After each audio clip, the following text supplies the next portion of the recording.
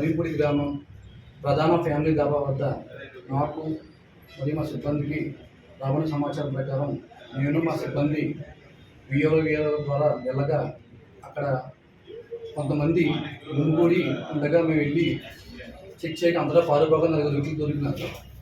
ఆ 4 వ్యక్తులు వాళ్ళు ఇచ్చిన స్టేట్మెంట్ ప్రకారం వాళ్ళు ఒక వ్యక్తిని 3 లక్షల రూపాయలు ఇస్తే 14 లక్షల రూపాయలు నగదులో ఇస్తారని నమ్మించి ఈరోజు కాలవద్దకు రమ్మనగా అతను వచ్చే సమయానికి నాకు సమాచారం రావడానికి వెళ్ళి రైడ్ చేయగా వాళ్ళ వద్ద 13,92,000 రూపాయలు టాయ్ కరెన్సీ అనగా చిల్డ్రన్స్ బ్యాంక్ ఆఫ్ ఇండియాని సీజ్ చేయడం జరిగింది. మరియు 8 నోట్లు 500 రూపాయల నోట్ని ఒరిజినల్ నోట్ని సీజ్ చేయడం జరిగింది. మరియు ఒక కార్ని స్వాధీనపరచడం జరిగింది.